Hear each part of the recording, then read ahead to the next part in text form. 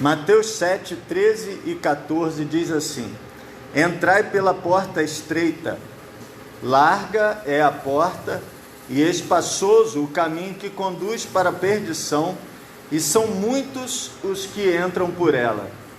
Porque estreita é a porta e apertado o caminho que conduz para a vida eterna, e são poucos os que acertam com ela. Que Deus nos abençoe através da sua palavra lida aos nossos corações. Nós estamos na série de mensagens O que é ser batista, e hoje nós vamos pensar sobre o perigo da porta ficar larga.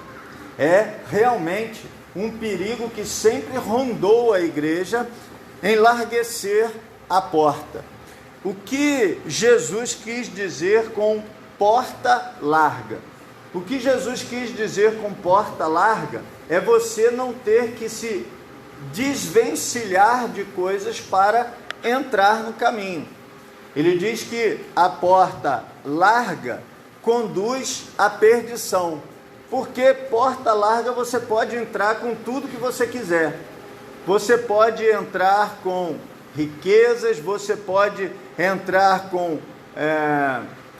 sexualidade desregrada, você pode entrar com arrogância, você pode entrar com todo tipo de problema, com todo tipo de erro condenado pela Bíblia. Você pode entrar na porta larga. Acontece que essa porta conduz à perdição. E a porta estreita, como o texto que nós lemos, ela exige que a gente se acerte com ela. Acertar com ela é parar diante da porta e deixar coisas para trás.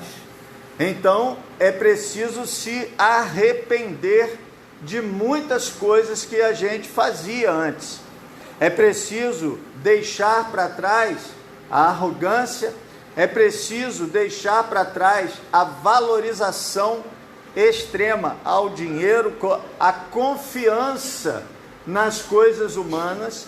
É preciso deixar para trás a autoconfiança excessiva. É preciso deixar para trás uma série de coisas que a Bíblia nos ensina que nós precisamos deixar para trás. Amém? E como nós estamos na série O que é ser batista, nós estamos pensando sobre a origem, de onde nós viemos. É uma série sobre história. Mas não é possível falar sobre história dos batistas sem começar a falar sobre a história do cristianismo. Por quê? Porque essa nomenclatura batista surgiu em um dado momento da história. Nós vamos chegar lá, e hoje eu já vou dar aqui uma pista na nossa declaração doutrinária da Convenção Batista Brasileira, que essa nomenclatura, essa designação Igreja Batista, surgiu no século 17. Nem sempre existiu uma igreja chamada Igreja Batista. O cristianismo começou lá atrás, com os primeiros discípulos, lá em Antioquia, como nós já vimos semana passada. Eles foram pela primeira vez chamados cristãos, e daí em diante o cristianismo foi se conduzindo através da história e conduzindo a história. Eu quero dizer para você que o nosso Deus conduz a história.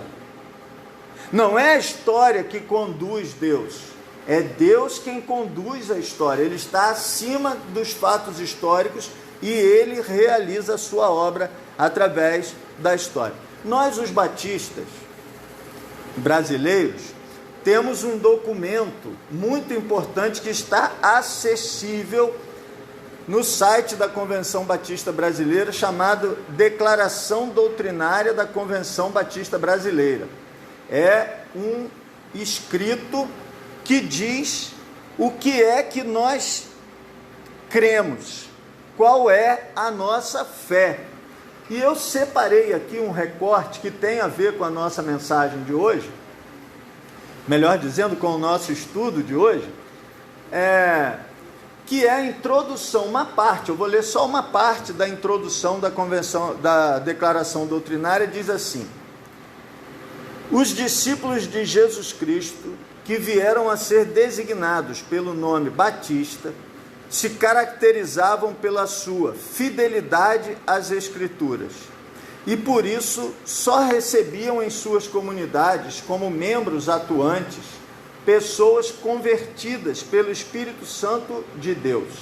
Somente essas pessoas eram por eles batizadas e não reconheciam como válido o batismo administrado na infância por qualquer grupo cristão, pois para eles, crianças recém-nascidas não podiam ter consciência de pecado, regeneração, fé e salvação. Para adotarem essas posições, eles estavam bem fundamentados nos evangelhos e nos demais livros do Novo Testamento. A mesma fundamentação tinha todas as outras doutrinas que professavam, mas sua exigência de batismo só de convertidos é que mais chamou a atenção do povo e das autoridades, daí derivando a designação batista, que muitos supõem ser uma forma simplificada de anabatista, aquele que batiza de novo. Então, existiu um grupo no passado na Inglaterra, um grupo denominado anabatistas, e eles receberam essa designação. Não foram eles que se chamaram de anabatistas, eles foram chamados de anabatistas pelos outros grupos que não os aceitavam, ok? Era uma forma meio pejorativa de falar. Por quê? Porque toda pessoa, eles mesmos se auto-batizaram. Então, assim, todos eles tinham sido batizados quando eram crianças. Quando eles entenderam que batizar a criança era incorreto, era errado, eles então falaram: não, nós vamos iniciar aqui uma comunidade cristã diferenciada nesse aspecto. Então, para a gente começar, a gente vai se batizar de novo. Então, um batizou o outro e daí em diante todo mundo que ia entrando era batizado. Como os outros grupos viram que eles estavam batizando quem já tinha sido batizado em outras igrejas, chamaram de anabatista, significa aquele que batiza de novo. Nós vamos ver semana que vem, eu espero, que os anabatistas foram aniquilados, né? Foram dizimados naquele momento histórico. Então vamos seguindo aqui, a gente parou ali um pouquinho. A designação batista surgiu no século 17, mas aqueles discípulos de Jesus Cristo estavam espiritualmente ligados a todos os que, através dos séculos, procuraram permanecer fiéis aos ensinamentos das Escrituras, repudiando, mesmo colocando em risco a própria vida, os acréscimos e corrupções de origem humana. Através dos tempos, os batistas se têm notabilizado pela defesa destes princípios. Então aqui a declaração doutrinária vai mencionar os princípios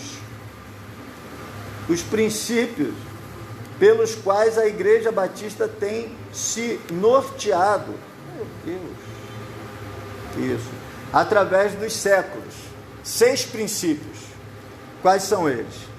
A aceitação das Escrituras Sagradas como única regra de fé e conduta.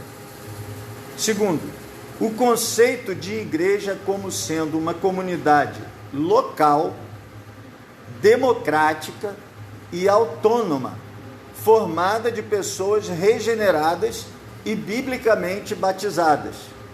Então, igrejas batistas são igrejas locais. Ah, pastor, e a associação? E a convenção? São organismos de cooperação, mas Esses organismos não têm ingerência sobre a igreja. Você sabe disso, que as decisões da igreja são tomadas democraticamente em suas assembleias regulares e extraordinárias. Terceiro, e é sobre esse que nós vamos falar hoje, a separação entre igreja e Estado. Amado do Senhor, é princípio batista desde sempre, e hoje nós vamos ver por que esse princípio é tão importante, que a igreja é separada do Estado. Não há ligação da Igreja Batista com o governo. Nós já falamos um pouco sobre isso na última semana, mas esse é um princípio norteador da prática batista. E ele é muito importante. E ele é diferencial. Quarto, a absoluta liberdade de consciência. Quinto, a responsabilidade individual diante de Deus. E sexto, a autenticidade e a apostolicidade das igrejas. Então, irmãos, quando nós pensamos na separação da igreja e do Estado, hoje, olhando para aquele texto da porta larga e da porta estreita, nós vamos pensar assim: a igreja se unir ao Estado, vamos dizer assim, ao governo, é abrir margem para a porta larga. Porque se a igreja recebe vantagens do governo, ela precisa dar vantagens para o governo. E aí está escancarada a porta. Tá certo? Nós vamos ver como isso ocorreu na história. Nós vimos semana passada, na última mensagem, nós vimos que o povo começou o cristianismo, a igreja de Antioquia, a igreja de Jerusalém, que houve aquela inclusão no corpo dos cristãos, daqueles irmãos de origem gentílica. Lembra disso? Tinha a igreja majoritariamente dos judeus, que era a igreja de Jerusalém, e começa a despontar a igreja de Antioquia, que tinha muitos gentios, e um fervor missionário dessa igreja de Antioquia, que envia seus missionários. Principalmente nós vemos no livro de Atos, o apóstolo Paulo, Barnabé, Silas, Marcos, e eles vão pregando aos gentios, aqueles que não são de origem judaica. A igreja começa a se desenvolver, e aí começa a haver conflito de ideias entre gentios e judeus, porque isso nós já vimos na última semana. Muito bem, depois eles se reúnem e dizem: olha, vamos organizar o negócio.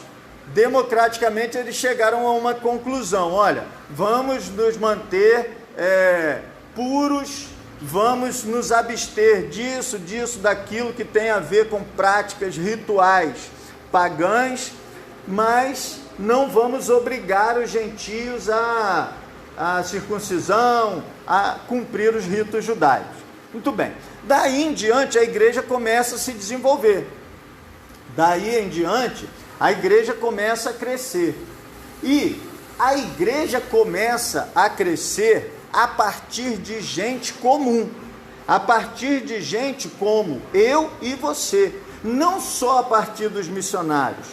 Nós podemos ver, por exemplo, que às vezes o missionário chegava num lugar e já encontrava uma igreja lá, já encontrava cristãos ali. O cristianismo começou a se desenvolver. Por exemplo, quando o apóstolo Paulo chega em Roma preso, ele chega lá preso e já encontra uma igreja. Por que ele encontra uma igreja? Por exemplo, porque Áquila e Priscila já estavam lá pregando o evangelho, e pessoas se converteram ali. Os cristãos começaram a se movimentar pelo Império Romano. o cristianismo, a mensagem salvadora de Cristo, começou a circular pelo Império Romano com os cristãos. Então pensa você muda para um lugar que não tem uma igreja cristã lá, que as pessoas não conhecem sobre Jesus, e você faz amizade no meio da sua vizinhança, você começa a testemunhar do amor de Jesus, você começa a testemunhar da fé em Jesus Cristo, e ganha uma alma, ganha outra, ganha uma família aqui, começa a fazer as reuniões nas casas, percebe? E a igreja começou se desenvolvendo dessa forma. Irmãos, o poder do Evangelho é algo extraordinário. O poder do testemunho pessoal é algo extraordinário. Nós não nos damos conta do poder que tem o testemunho cristão autêntico de uma pessoa realmente transformada por Jesus. O que acontece é que o Evangelho, naquele momento, começou a infiltrar o Império Romano de uma maneira absurda. Todos os lugares começaram a ter reunidas nas casas as pessoas, os cristãos começaram a se desenvolver, e daqui a pouco havia uma cidade, mas naquela cidade havia várias casas onde os cristãos se reuniam. Os cristãos começaram a crescer em número e começaram a ter influência no império. Pessoas simples, comerciantes muitas vezes, pessoas que mudavam de residência, pessoas que iam trabalhar em outros lugares, essas pessoas levavam o Evangelho. O Evangelho seguiu sendo espalhado por pessoas comuns. E isso é lindo, isso é maravilhoso.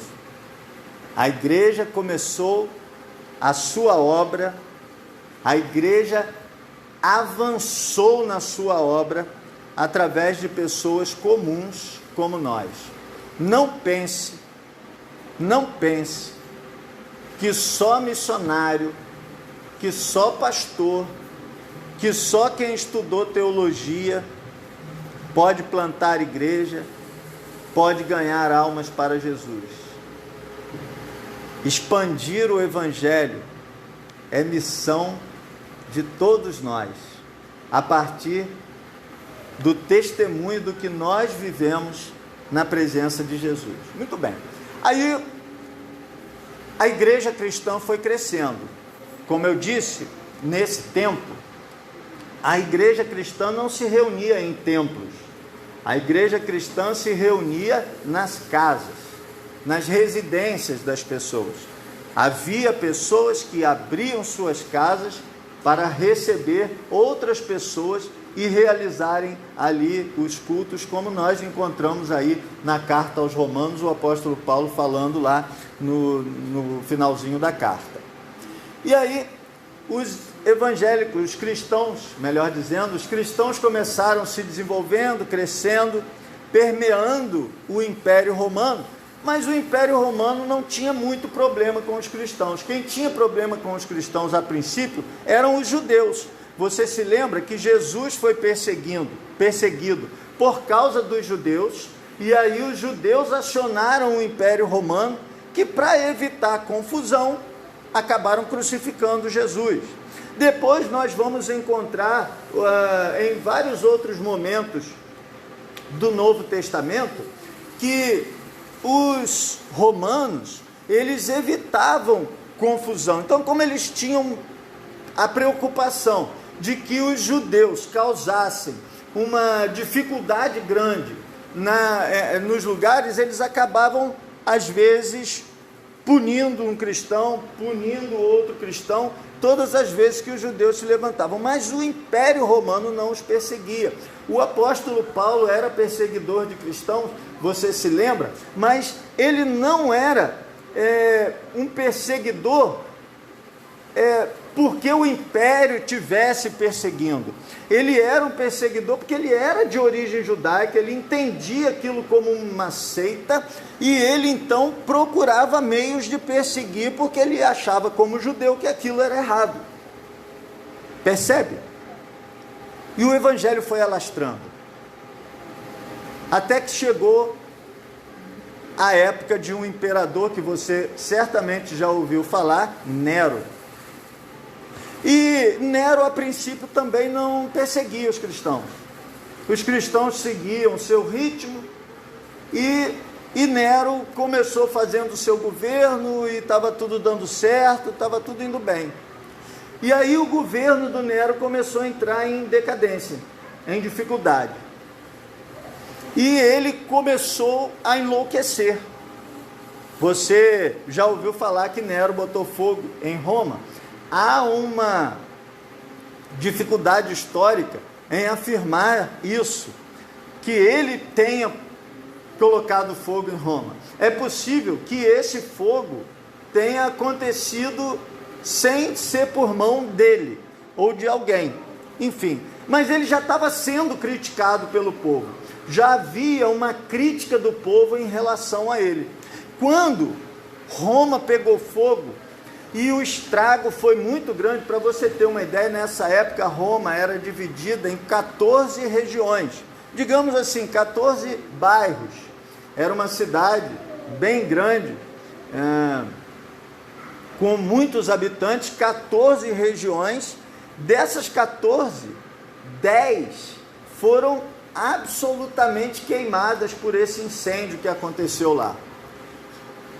E aí, Nero, que já estava sendo contestado, criticado, foi ainda mais criticado por causa desse fogo, e aí surgiu essa ideia que Nero haveria posto fogo em Roma por causa de todas as loucuras que ele vinha fazendo. E aí o que acontece? Os bairros que ficaram intactos, ou seja, que não foram consumidos pelo fogo, eram exatamente os bairros onde a maioria dos moradores era cristão. Então, nós vamos pensar assim: Deus preservou os cristãos. Como? Pegou fogo nos outros bairros, e os bairros dos cristãos não pegou fogo, o que Nero fez? Está vendo? Olha, foram os cristãos que botaram fogo em Roma. E aí foi um momento de grande perseguição, foi um momento em que esses bairros cristãos foram invadidos e muitos cristãos morreram nesse tempo. Houve ali um tempo de grande perseguição, um momento de grande perseguição aos cristãos, isso aí na segunda metade, na metade mais ou menos do século I. Foi nessa altura que Paulo foi morto, foi nessa altura que Pedro foi morto, inclusive digamos assim, há escritos que dizem que Pedro teria sido crucificado de cabeça para baixo porque não se sentia digno de ter o mesmo tipo de morte que Jesus. Mas isso foi nessa época aí do Nero. Mas aí não adiantou nada para Nero, porque o povo continuou criticando ele do mesmo jeito, e quando o povo se levantou contra ele, ele foi e se suicidou. Mais tarde, no final do século I, início do século II, no final do primeiro, tornou-se rei, um rei chamado Domiciano. Então, o primeiro da confusão foi Nero, o segundo foi Domiciano. Por que eu estou dizendo isso para você? Quando a gente olha para a igreja primitiva, a gente tem a ideia de que essa igreja era perseguida o tempo inteiro, mas não era. A história tinha momentos de grande perseguição e tinha momentos de tranquilidade. Então a igreja era como se assim, dá um refresco para a igreja crescer. E aí depois vem a perseguição forte. A história da igreja é assim, irmãos. Às vezes a gente pensa que quando a gente está na dificuldade, quando a gente está na moenda, a gente pensa que vai ser o fim. A gente pensa que vai ser o fim. Quando a gente olha para a história do cristianismo, quando a gente olha para a história do povo de Deus, a gente percebe que se o povo de Deus é de Deus, nenhum problema é o fim. Eles tinham um grande momento de perseguição, de sofrimento, de dor, de morte, mas depois vinha um período de tranquilidade para a igreja se recompor. E aí veio Domiciano, que também começou tranquilamente, fazendo seu governo, sem mexer com os cristãos, porque os cristãos não davam problema, sem mexer com os cristãos, e os cristãos se desenvolvendo, crescendo na graça, crescendo em número, crescendo em espiritualidade. E aí daqui a pouco ele começou a perseguir os cristãos também. Todas as vezes que eles entravam em dificuldade, botava a culpa nos cristãos e começava a perseguir os cristãos. E aí Domiciano fez a mesma coisa, perseguiu os cristãos muito. Essa perseguição de Domiciano foi ainda maior do que a de Nero, porque ela foi generalizada, porque ela buscou cristãos em todos os lugares, como se eles fossem a razão de todos os problemas que o Império Romano estava passando. Para você ter uma ideia do tipo de coisa que eles faziam, eles usavam cristãos para servirem de luminárias. Pegava o cristão, amarrava no poste, passava piche nele e tacava fogo com ele vivo, para iluminar a cidade, cristão pegando fogo. Faziam isso. Esquartejavam cristãos vivos ainda. Não é que matava e esquartejava, morria sendo esquartejado. Era um negócio horrível isso que o Domiciano fez. Mas o povo resistiu, Domiciano passou, o povo de Deus continuou. Aí depois, já no século II, veio Trajano. Trajano, não Trajano de Moraes, que é uma cidade ali perto de Madalena. Trajano foi um imperador romano que ele fez o seguinte, ele fez um decreto dizendo assim, olha, o Império Romano não vai mais gastar tempo, não vai mais gastar dinheiro, não vai mais investir em armas para perseguir cristãos. Deixa os cristãos viverem a vida deles. Mas, nesse decreto de Trajano era assim, se houver alguma denúncia que um cristão está perturbando a ordem, aí nós vamos julgar essa denúncia.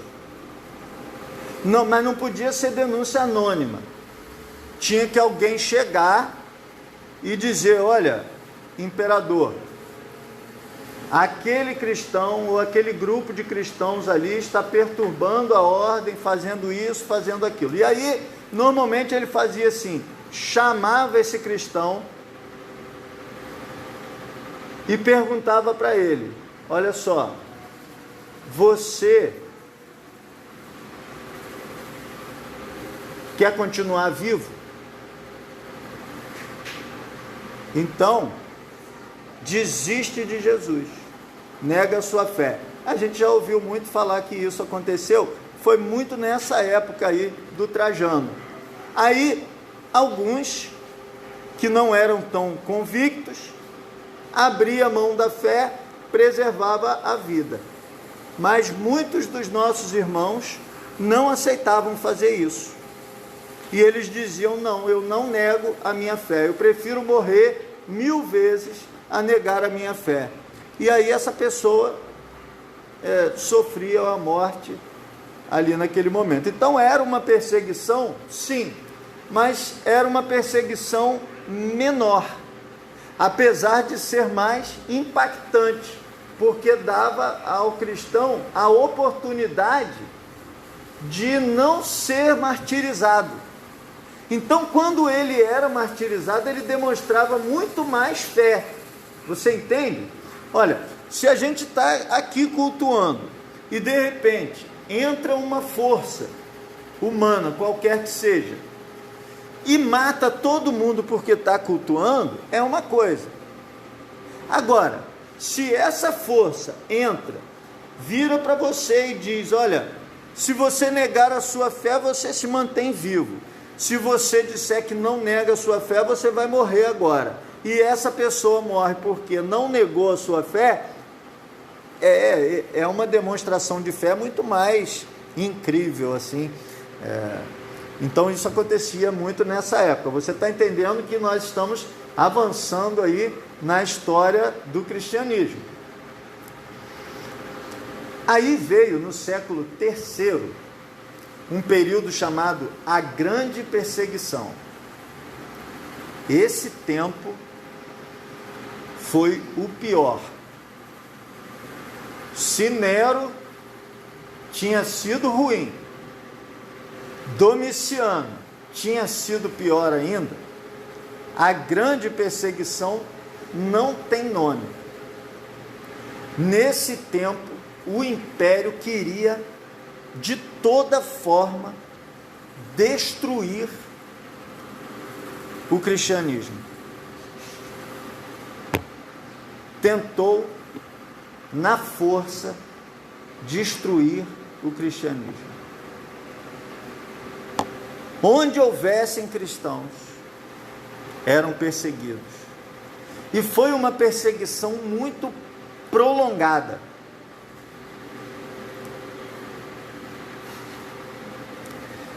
E o que é interessante é que quanto mais eles matavam cristãos, mais o cristianismo se fortalecia.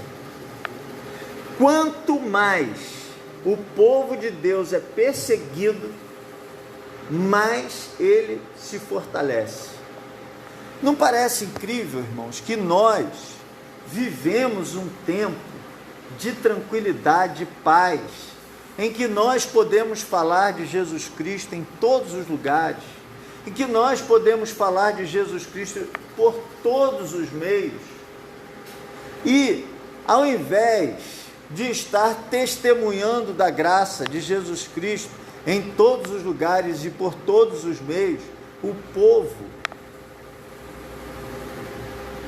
está se envolvendo com coisas da porta larga. A gente vê, infelizmente, histórias de gente do povo de Deus envolvido com prostituição, adultério. Tem toda paz, toda tranquilidade para falar das coisas de Deus, mas não fala.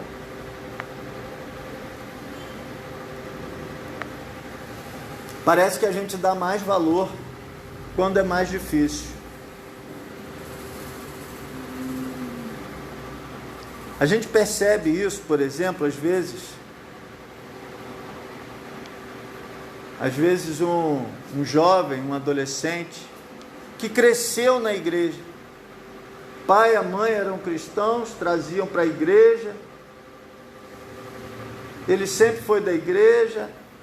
Em algum momento ele tomou uma decisão, foi batizado e vai crescendo na igreja, e ele parece que não valoriza isso. Parece que valoriza muito mais quem já sofreu na mão do mundo, quem já foi humilhado na mão do mundo, quem já foi arrastado na vergonha do mundo. Mas Cristo morreu por todos, e todos devemos valorizar o sacrifício de Cristo por nós. E aí, nós já vamos chegando ao final do nosso estudo de hoje, e vamos ver que depois dessa grande perseguição, de Décio Diocleciano no século III, depois dessa grande perseguição, veio uma aproximação da igreja e do Estado. O Império Romano viu que ele não conseguiria destruir o cristianismo. Ele estava se destruindo, tentando destruir o cristianismo. Quando ele matava um cristão, esse cristão morto tinha mais voz do que quando ele estava vivo. Porque quando você deixa uma pessoa falar livremente, a sua voz tem um peso. Mas quando essa pessoa se deixou matar, foi martirizado pela sua fé, foi colocado em fogueiras,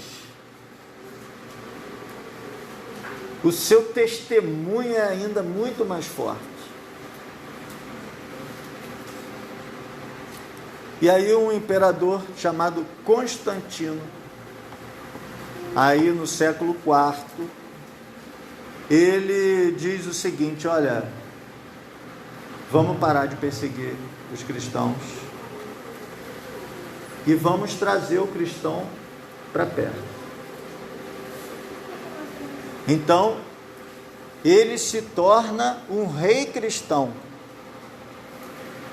Existe uma história sobre a conversão de Constantino, que ele teria em certo momento da sua vida tido uma visão com Cristo, uma história mais ou menos parecida com a visão do apóstolo Paulo quando se converteu, e ele viu uma cruz, e sob esse sinal da cruz ele venceria e o Império Romano seria vitorioso e tudo mais. Então ele arma o Império Romano e coloca a cruz nos escudos dos romanos, e eles saem em campanha militar e vencem aquela primeira campanha, e ele então encampa a fé cristã, e ele se torna o primeiro imperador cristão. Mas não só isso, irmãos. O Império Romano começa a investir na igreja, começa a colocar recurso na igreja, começa a construir templos para a igreja, começa a construir catedrais para a igreja, constrói uma basílica, que assim, templo ficou pouco, aí é catedral ficou pouco, aí é basílica. É um negócio assim, imagina. E então ele começa a construir templos, catedrais, basílicas pelo Império Romano, começa a colocar muito dinheiro na igreja, porque ele quer a igreja ao seu lado. E aí os nobres do império começam a migrar para a igreja. E as pessoas começam a ir para a igreja, por quê? Porque a igreja é bem vista agora. Porque agora a igreja tem recursos.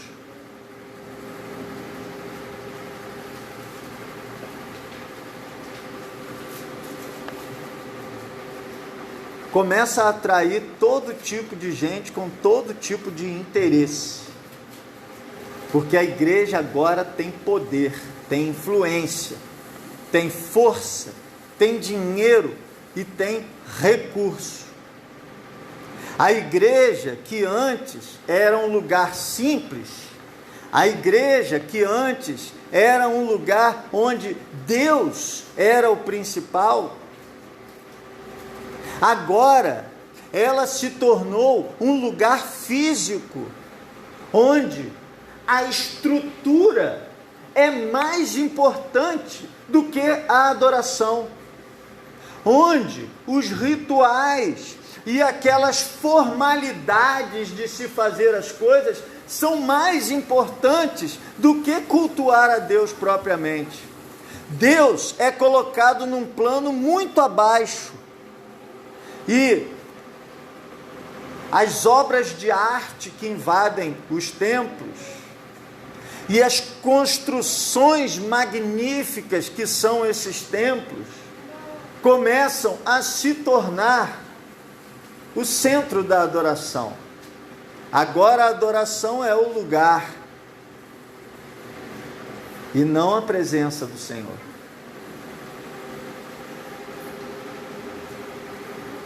Mas isso ainda não era tudo, porque depois do Constantino vem Teodósio, e Teodósio torna o cristianismo a fé oficial do Império Romano. E aí pronto, a igreja deixou de ser a fé simples, despretensiosa, desprovida de interesse, e passou a ser o lugar da ostentação, e passou a ser o lugar da vantagem. A aproximação da igreja e o Estado corrompeu aquela igreja. Aquela fé bonita, aquela fé das casas, aquela fé do testemunho pessoal foi substituída pela fé do glamour, pela fé da grandiosidade.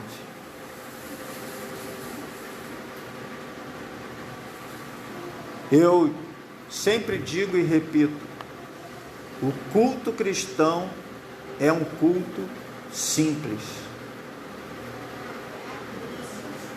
Você pode estar num templo grande, não tem problema um templo grande. Me entenda bem, eu não estou dizendo que é errado templo grande, não estou dizendo.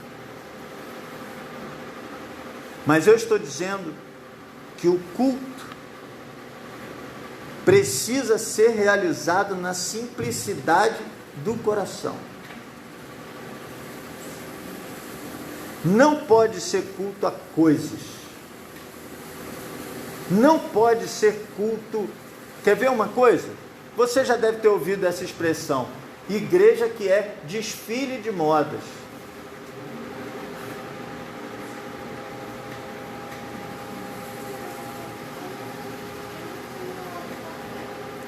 Isso é um erro extraordinário, é um erro terrível. A igreja é um lugar onde todas as pessoas são iguais.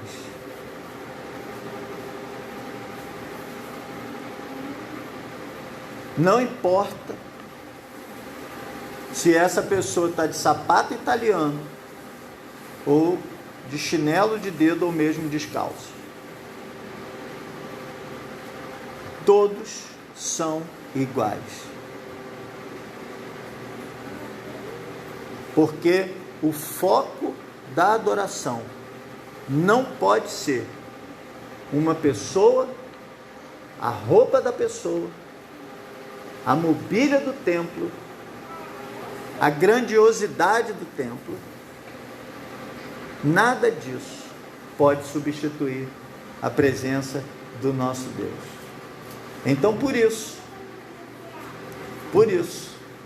a Igreja Batista tem como princípio a separação da igreja e do Estado. Você percebeu nessa história que eu contei que a igreja começou separada do Estado, perseguida, mas fiel.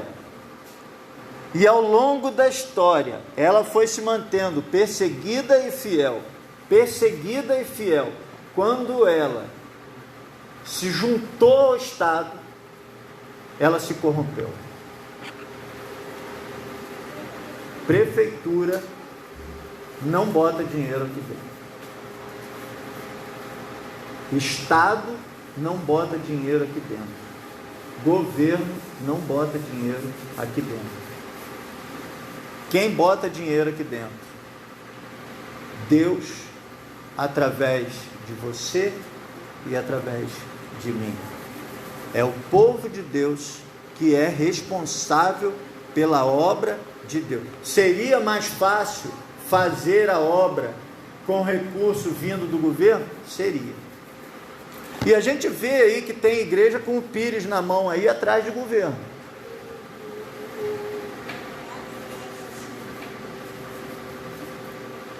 Isso só traz corrupção e perdas espirituais para a igreja. Então nós nos conservemos firmes. Nós nos conservemos fiéis. Mesmo perseguidos, mesmo com dificuldades financeiras que às vezes acontecem, mesmo tendo que administrar situações difíceis que às vezes temos que administrar, mas estamos no caminho certo porque Deus é o centro da adoração. Não adoramos a dinheiro, não adoramos móveis, não adoramos títulos, adoramos apenas ao Senhor que está aqui nesse momento falando comigo e com você. Amém? Esses são os batistas, esses somos nós. Que Deus te abençoe. Com oração silenciosa o culto estará encerrado.